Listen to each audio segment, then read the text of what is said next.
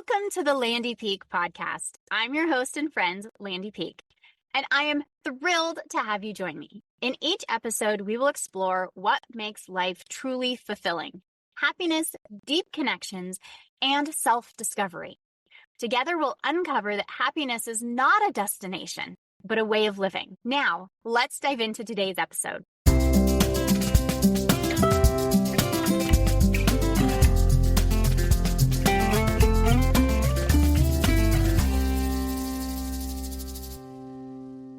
There's a very particular feeling that tends to show up this year. It's that feeling that you're exhausted, but also wired. You're grateful, but oddly resentful, proud of everything you've held together, and quietly wondering, is this really the only way to live my life? That end of the year, as things start coming to a close, we often start that look back. And if you've ever looked back at a year and thought, I did so much, but I'm not sure I enjoyed it. I'm exhausted, so I didn't really have the capacity to do anything but survive. Then this episode is for you. I'm Landy Peak, and this is the Landy Peak podcast. And today, we're not doing a typical end of the year recap. We're not making vision boards. We're not pretending that there's a new calendar and it's going to magically reset your life and your nervous system. We're going to do something far more honest and far more powerful. We're going to look at the year you just lived through the lens of your body, your nervous system, and your identity.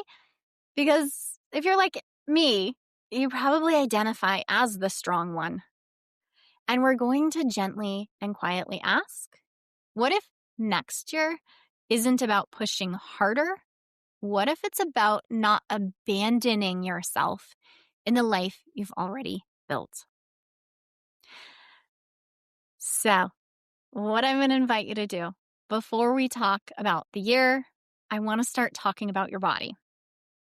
Because as the strong one, that part in you who carries it all, does it all, manages it all, negotiates it all, carries the emotional baggage, and I love this, my daughter's tutor called it the emotional trash can. And I was like, she's like, moms are the emotional trash cans for their kiddos. And it's that we get dumped on because they've held it together all day long and they have to release it and process it. And so do you. But we often become the one that hears it all and takes it all in. And it's hard as the strong one, if that is your identity, like it is mine, that it's hard to ask for help because we do have strong shoulders. We can do a lot and we do a lot. And sometimes when we're asking for help, it feels like we might be a burden, that other people have just as much crap going on in their lives, so why share ours? So instead of going back and looking at our year, in the space of what did I do well, where did I fall short, I'm a business owner, so of course I start looking at my finances and how were, my sales this year, and did I do the things in my business that I, set out to do in January, and all of that kind of stuff. Great goal setting, all that's great. We look at how can I improve and do more next year. Your brain is really good at that. Our brain likes to piece puzzles together, and it's really good at looking at our failings or how we didn't quite measure up. We do train ourselves some to look at what's good and we celebrate the goals. But our nervous system is asking a different question than what we often are cognitively asking. So I'm going to invite you to kind of tune into your nervous system. This last year, did you feel like a human or a machine? So wherever you are, if you're driving, walking, washing the dishes, hiding in the bathroom at a family gathering, I want you to do a tiny body check-in with me. You don't have to close your eyes or do anything like that. Just notice.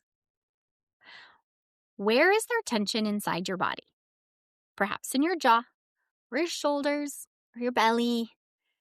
How fast is your mind moving?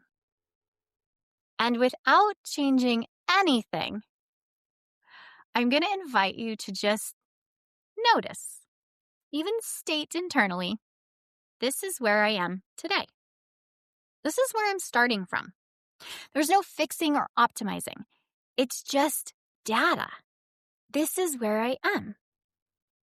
And I realize in my own self that sometimes I'm so go, go, go that it's like when I do pause, it feels like the world is starting to rush past me.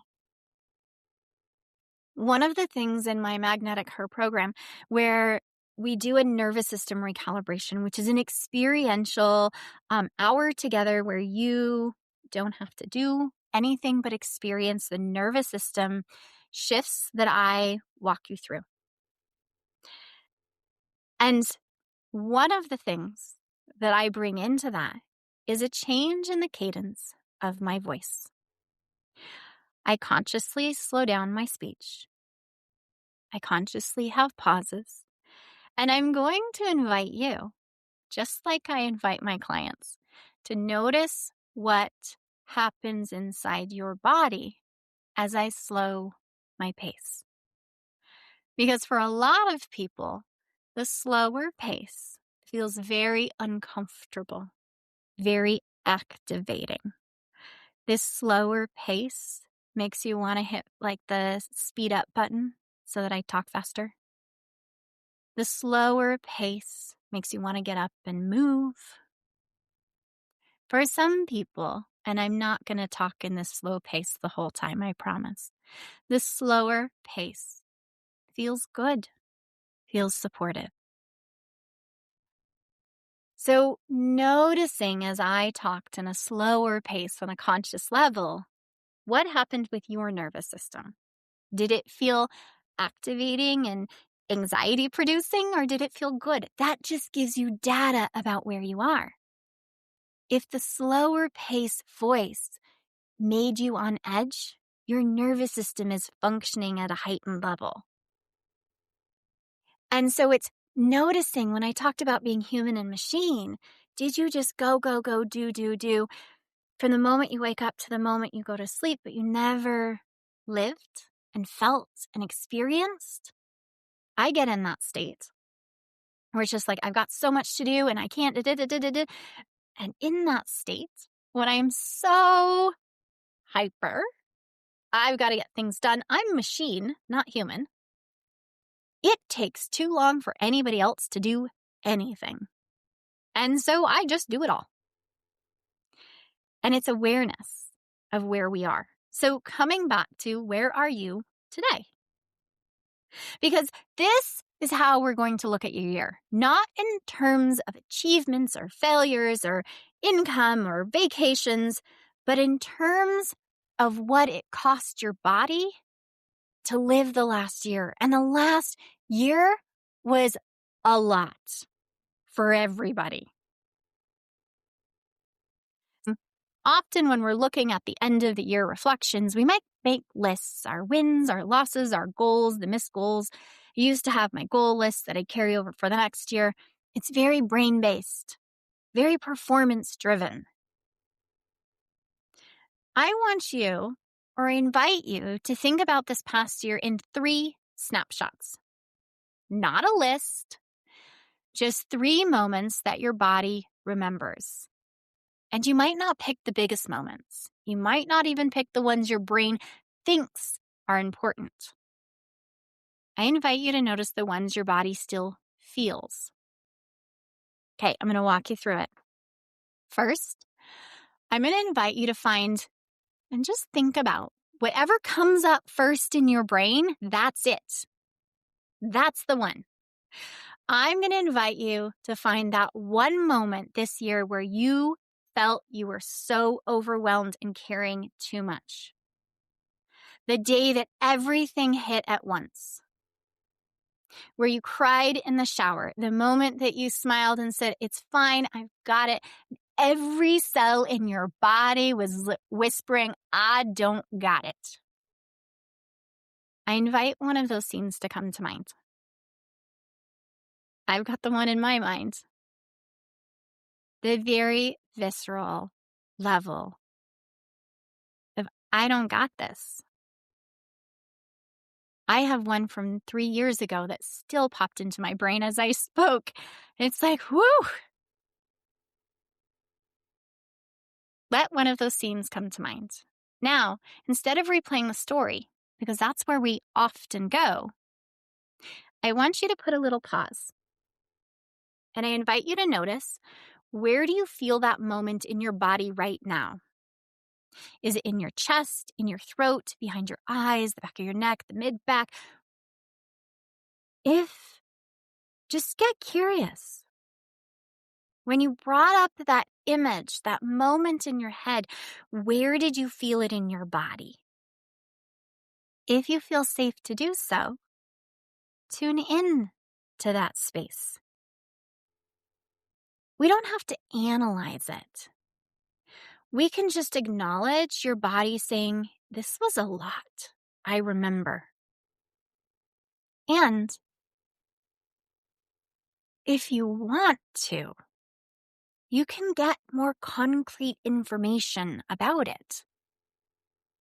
Wherever it was in your body, what size is it? What color is it? Does it have a shape, a temperature, a texture? We know it has a memory. Does it have a story? If it could move, what would it do? If it could speak, what would it say? Sometimes just honoring that place in our body can shift things so powerfully. And just tuning in, what does it need? What does it want? And without diving into a full therapy session, what can you give it right now? Perhaps that spot, and in my spot, was I really just needed to be seen and validated for everything that I was doing at that moment. And I didn't need anyone to step in and save me or help me, or I just wanted somebody in that moment when I tune into my body to say, hey, I see the load that you're carrying. I really see it. I see how hard it is. I see how strong you are, even if you don't feel it. I see it. And just being seen shifts that little spot inside my body. And it's like it just unwinds. So just tuning in, can you in this moment give yourself whatever you needed in that moment?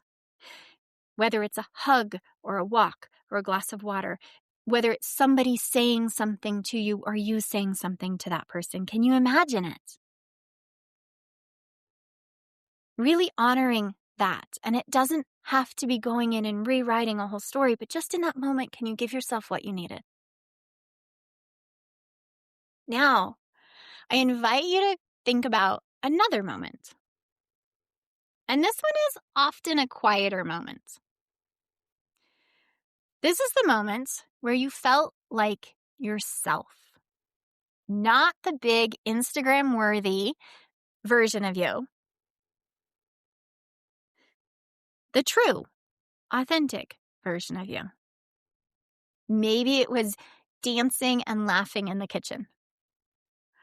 Or maybe it was sitting alongside a river. Or maybe it was dancing alone with a glass of wine. I don't know. When did it truly feel like you? Just let that come to mind. And again, I invite you to ask, where do I feel that in my body? Maybe you feel a little bit more expansive. Maybe your chest feels more open, or you feel some warmth in your face or softening in your belly. Notice that your body, it remembers this too. Our bodies do truly remember our stories. It's all of our lives are written in our tissues. And so notice that not just the big hard moments or the traumatic moments, but the quiet moments, those are there too. And now we're going to go to our third snapshot. And I invite you to think about a time, a moment this year when you knew something could not keep going the way it had been. It might have been an obvious pivotal moment where you were changing. Perhaps a meltdown or a healthcare scare or a relationship rupture. Or it might have been something subtle. A sentence that someone said that just lit up in your brain. That you can't forget that. Maybe it's just a moment that you're like, I'm done. I can't do this anymore. I don't know what I'm going to do, but I can't do this. Again, where is it inside of your body?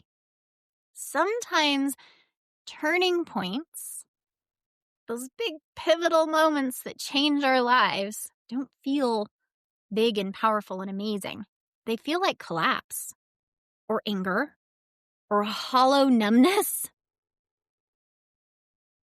It's those pivotal points where I go bottom out and I can't do this anymore. Then comes all the stories of I'm a failure and it's never working and it's like the bottom points and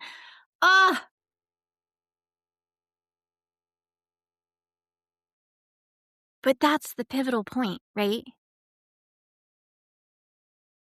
I had someone tell me once that it's that point when you feel like nothing's working and you're banging your head against the wall.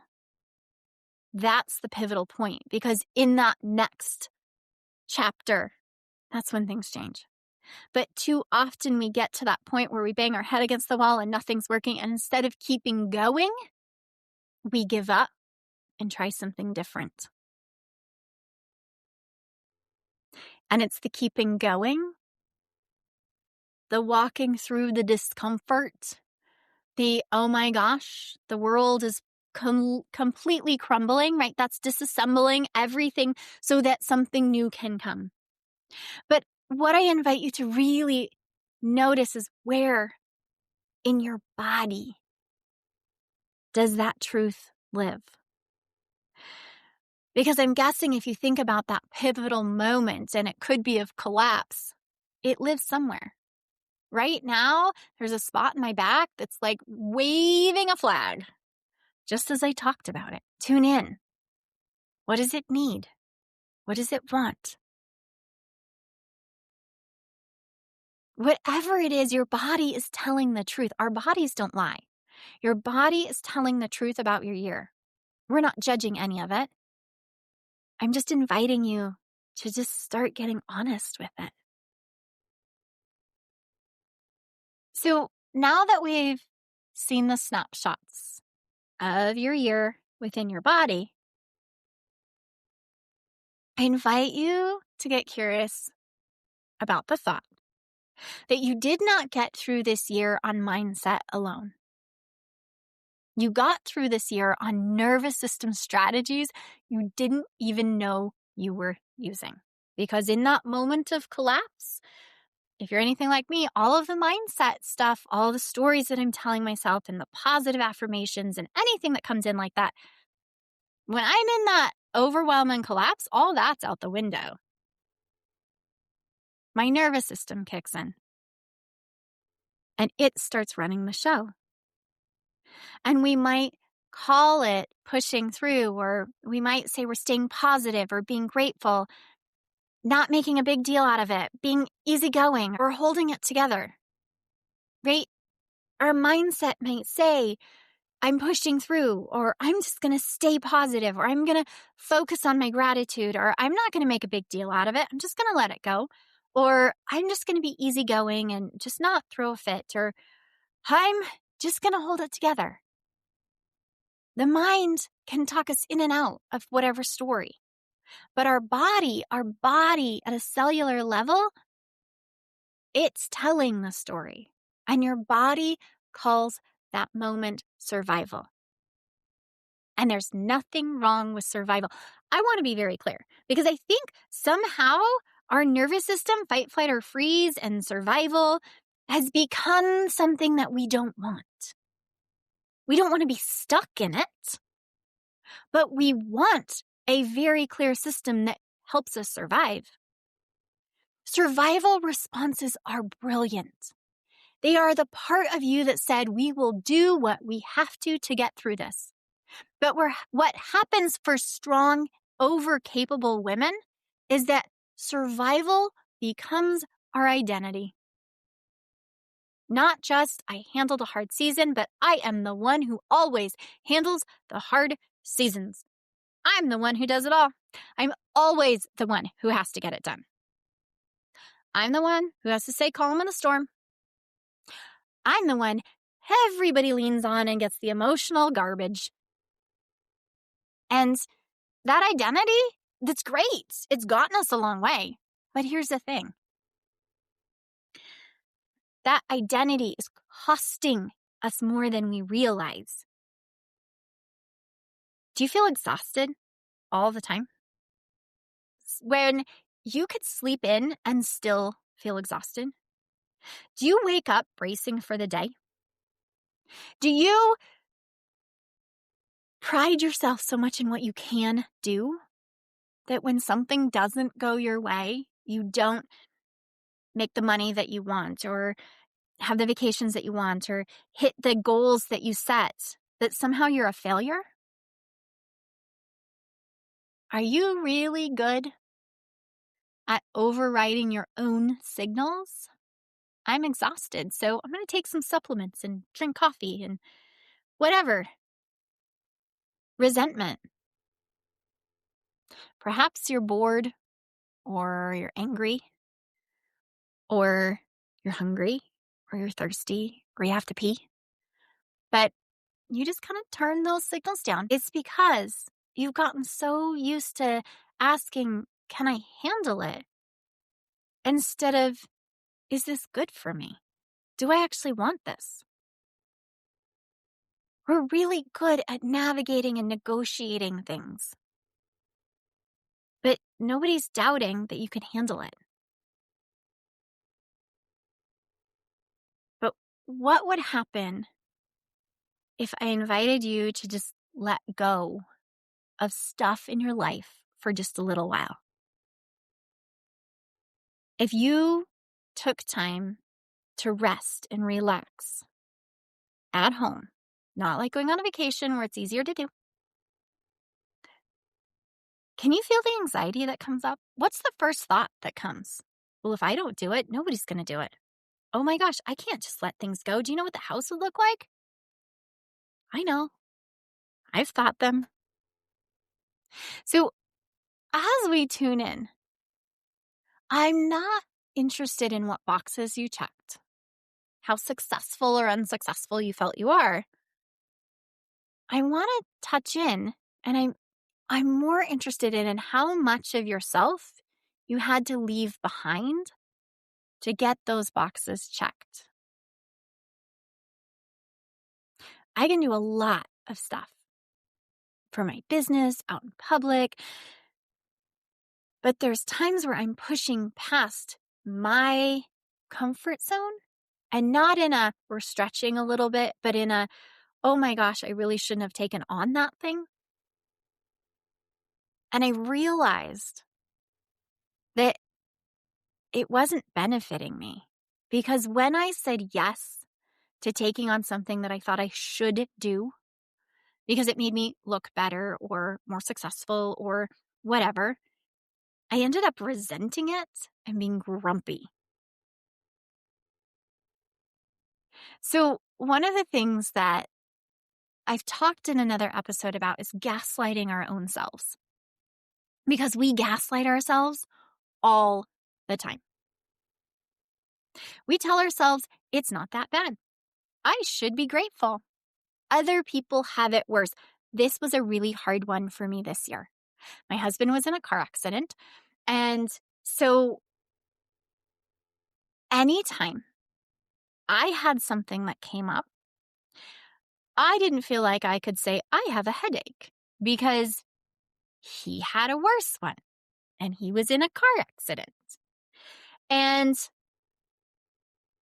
any time I was tired, I didn't feel like I could say, I'm really exhausted, because he had a hard time sleeping because he was in pain, right? So other people have it worse. I was constantly censoring and gaslighting my own experiences, because more censoring, I still honored them inside me, but I didn't feel like I could share because his was worse. Was mine less valid? No. We think I need to just be more disciplined. I need to push harder. And then I can rest or do or whatever once this season is over. But you know what? It never ends. We just set a new goal and keep going. We never allow our systems to downshift, to even take a big breath.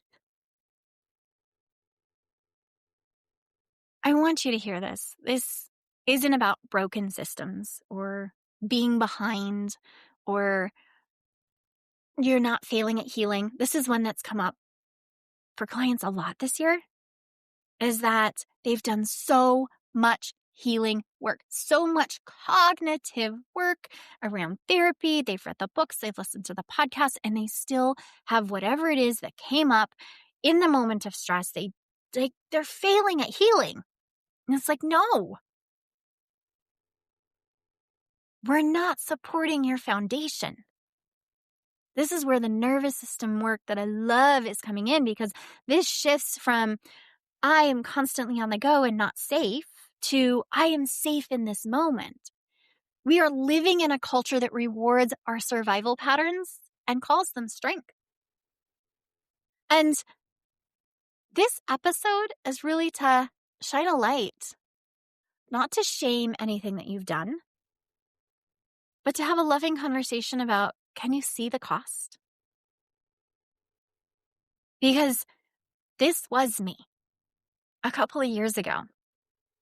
And it became my mission to try to catch women before they spiral and crash and burn, so that we can start resourcing ourselves, that we can understand our systems are different than men's systems, our nervous systems are different than men's nervous systems, and we need to support them in different ways.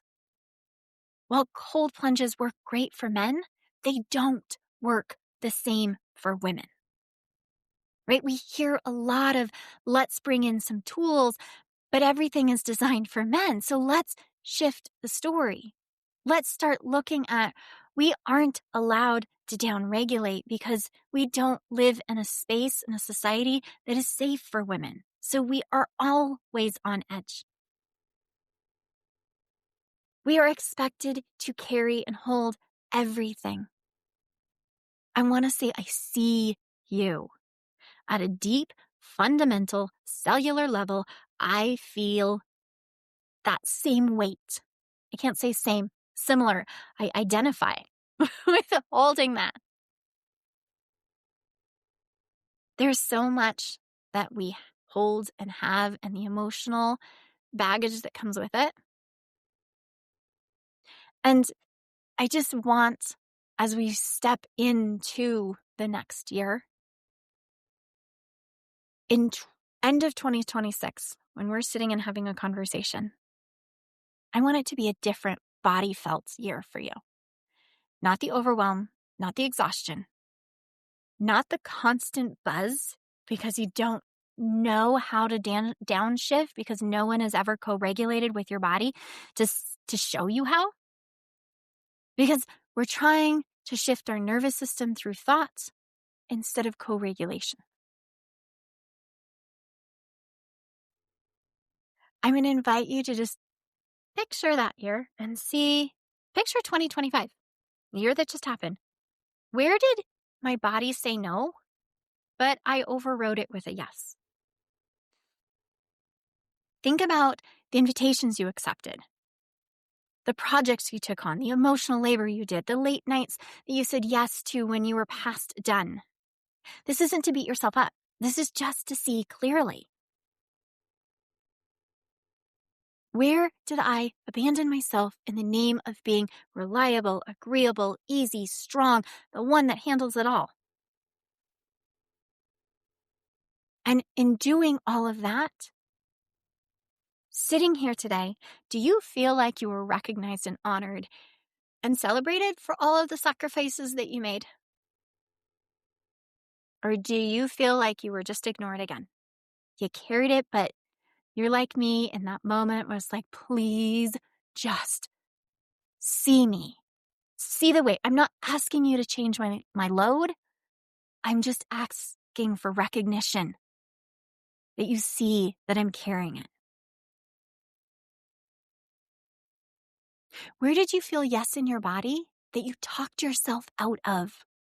Perhaps a creative idea, a trip you wanted to take, a conversation you wanted to initiate, a boundary you wanted to set, a way of playing, resting, or moving your body that felt alive. But perhaps fear, guilt, or other people's comfort or words talked you out of it. Beginning of 2025, I was going to do a lot of public speaking. I did not do a lot of public speaking this year. And it's not that I had less desire, it's that I kept putting other things first. I can definitely go into the whys behind it because it felt a lot safer to do this, that, or the other in my business or make excuses that I couldn't go because of whatever. But that's not it. So in 2026, I'm going to do a lot more public speaking. And I'm claiming it here. Because in sharing in community, we're more supported. It's not accountability. It's not that somebody's going to say, oh, have you done this yet? It's that I'm owning it. And there's a difference in sharing in somebody's going to be writing you to make sure you do it and sharing in, I want to honor that I want to do this. And I don't need anyone checking up on me, but I need to own it. When did you most like yourself this year? I'm going to say that again because I don't think it's something that we're asked often. When did you most like yourself this year? What was happening when you liked you? Was there a moment in the last 12 months that you liked you? What made it possible? What was happening? What were the conditions? When did you feel most like yourself? So there's a difference. Feeling most like me and liking me. And that's a powerful one. Your nervous system doesn't just catalog threats. It catalogs safety and aliveness and authenticity. Because your nervous system doesn't just catalog threats. It catalogs safety and aliveness and authenticity. So tuning in, what were those moments where you felt like you, where you liked you? Were you laughing? Were you with a particular person? Were you doing work that lights you up, not just work you're good at? Was it when you were in nature? When you're alone? When you're surrounded by people and lots of stuff, things going on? What was the pace of life? These details matter because they're like a map your body is drawing for you. So, another question that I'm curious about is, what did this year ask me to outgrow? This one is a uncomfortable one, and it's one that as I sat with it with myself, I don't like the answer. And it's in those moments where it's like, where did this year ask me to outgrow? What, not where. What did this year ask me to outgrow? And sometimes those answers aren't things that we're ready to let go of. So for me, the answer that came was one-on-one sessions in my practice. No longer doing one-on-one sessions. And so I'm sitting with that because I don't really want to let go of one-on-one sessions. And there's a variety of reasons of why. But that's the answer that came. And so just because we have that data doesn't mean we have to act right away. So maybe what this year asked you to outgrow was ways of over-explaining myself. This one was a big thing I was aware of this year. I think it's something I outgrew last year, but it's the over-explaining. It's sharing. Nope. Sorry, I'm not available for that. Without the extra added explanation. Perhaps it's patterns of apologizing for existing. We see this a lot. We do this a lot. I'll bring back in Jen Jones Donatelli's interview, the no disclaimer zone. How many times did you give a disclaimer? Disclaimer being, I just threw this together. I just didn't have much time. Right? All the things that kind of downplay actually what we did. When somebody says, oh my gosh, you look great, saying, you too, instead of thank you. I had to work on that one. Just a thank you without the need to say it back. Perhaps you outgrew friendships or dynamics where you were always the emotional parent. Perhaps you outgrow systems in your home or schedules that only work if you're over-functioning. I'm going to invite you to ask yourself, what did this year make impossible to ignore anymore? Because if you're not ready to change it yet, your honesty is already a shift. Because just because we know it's there doesn't mean we have to overhaul it.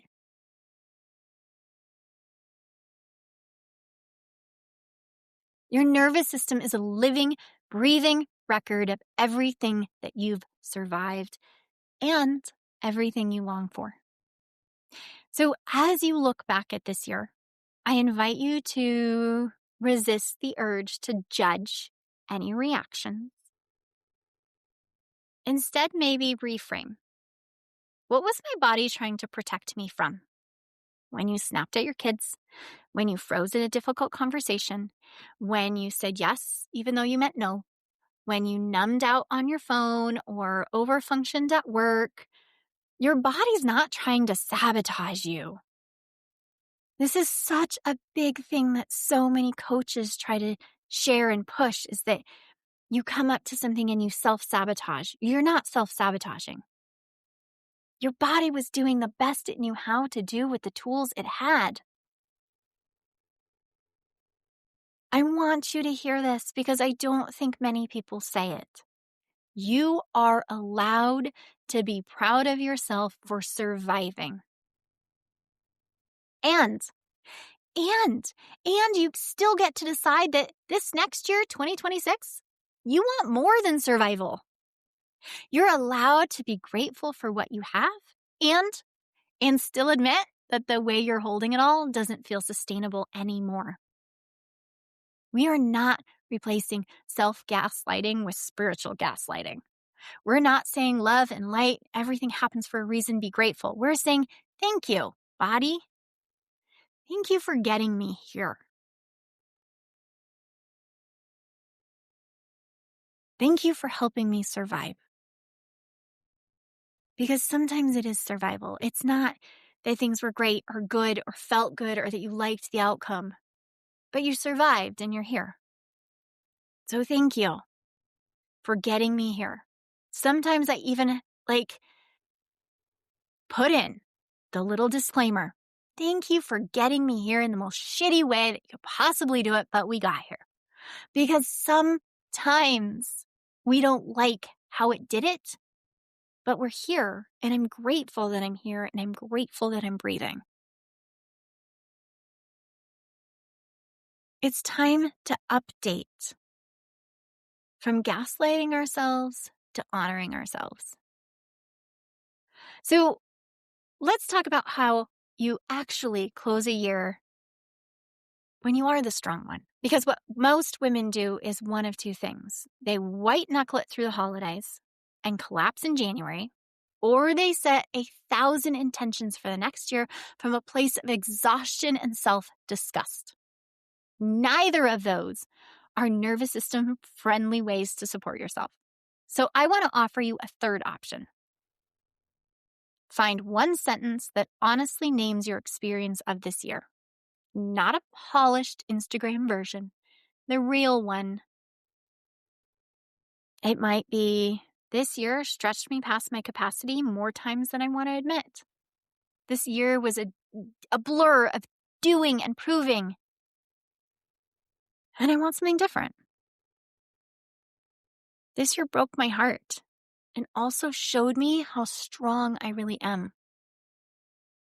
This year woke me up to how much I've been abandoning my own body. Whatever it is, say it out loud if you can. Write it down if you want. It's a starting point.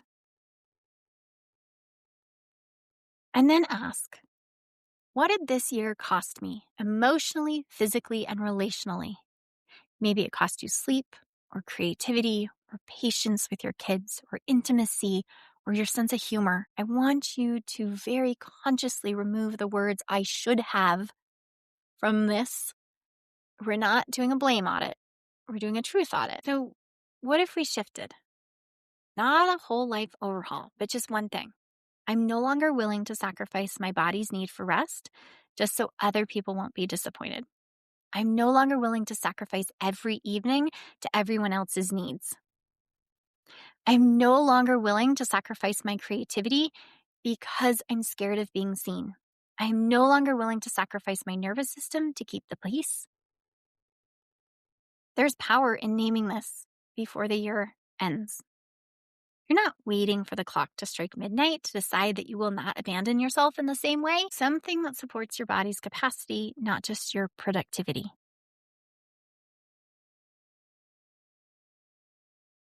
Choose one way you will support your nervous system next year. Just one. Something that supports your body's capacity, not just your productivity. It might be a weekly walk without your phone or just on music. A non-negotiable bedtime a few nights a week. 10 minutes of nothing time after work before you talk to anyone. A monthly session with someone who can hold you, so you're not holding it all on your own. Committing to paying attention to your early signs of overwhelm instead of waiting until you snap. It doesn't have to be flashy. In fact, the most supportive practices often look incredibly ordinary. The goal is not to become a perfectly regulated robot. The goal is to become a woman who notices her own signals and believes herself. Before we look ahead, I want to speak directly to the part of you that feels like you should have done better this year. The part that thinks, I knew this stuff and I still abandoned myself. I teach people this. Why am I not further along? I should be more grateful, more patient, more regulated, more calm. I invite you to picture her. The one who lived this year. You who got up on the day she didn't want to, who carried mental lists nobody else sees, who held other people's emotions while hers sat in the waiting room, who kept moving even when her body said, please stop. And I want you to hear this. You didn't fail this year. You adapted splendidly. You did what you needed to do with the tools, support, and capacity that you had. Could things have been different if you had more help, more safety, more space? Yes, of course. But you didn't have those things. So I'm going to go back.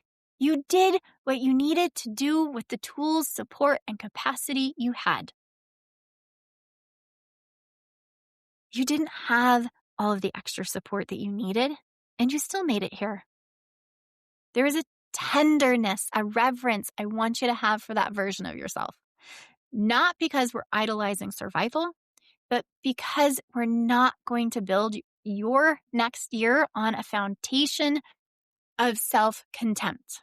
The woman you are does not grow out of self-hatred. She grows out of deep, clear, rounded self-regard. So if you can, place a hand on your heart or whatever feels right, give yourself a hug and thank you for getting you through this year. Thank you for getting me through this year. You don't have to fully believe it. Your system will catch up to the words over time. Here's a glimpse into your next year, not in terms of resolutions or brand new you or a complete personality remodel. I invite you to imagine that next year is not asking you to be more. It's asking you to be more you. Less performing, less pretending you're okay when you're not, less sacrificing your own nervous system to manage everyone else's. More honesty, more slowness where your body craves it, more coziness, more aliveness where you've gone numb. I have 3 simple prompts for you to carry into this new year. More of this, please.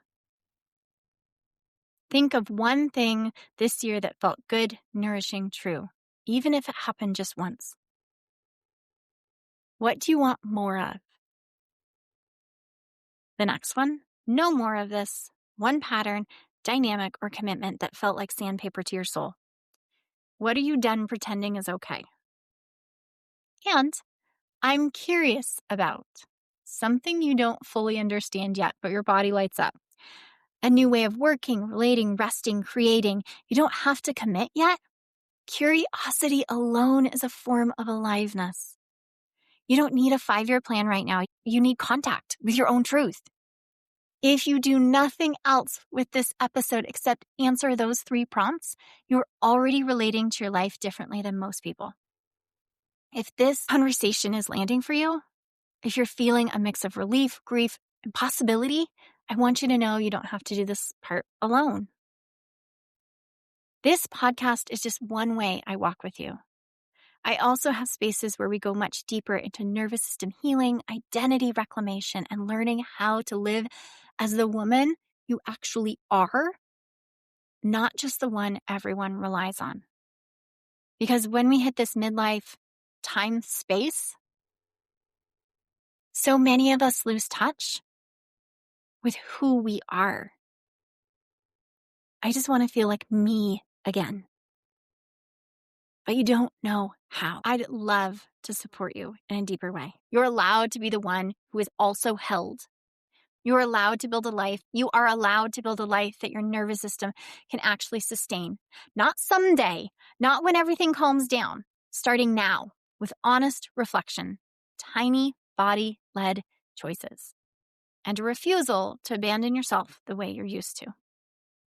As we close, I want to leave you with a kind of blessing. Here's my wish for you.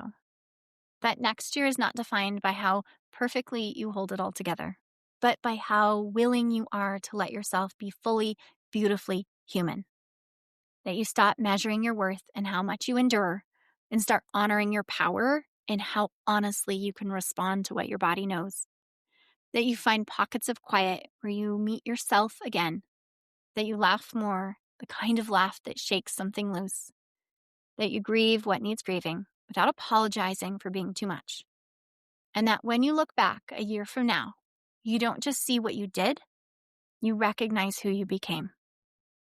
Thank you for listening this year. Thank you for trusting me to speak into the tender, complicated, beautiful reality of your life.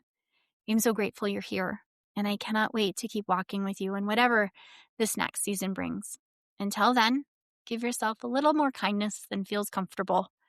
You're not behind, you're right on time. I'm Landy Peak, and I'll talk to you in the next year. Hey, before you go, just a little bit of legal. This podcast is designed for educational purposes only. It is not to replace any expert advice from your doctors, therapists, coaches, or any other professional that you would work with. It's just a chat with a friend, me, where we get curious about ideas, thoughts, and things that are going on in our lives. And as we're talking about friends, if you know someone who would benefit from the conversation today, please share, because I think the more that we open up these conversations, the more benefit we all get. So until next time, give yourself a big hug from me and stay curious, because that's the fun in this world.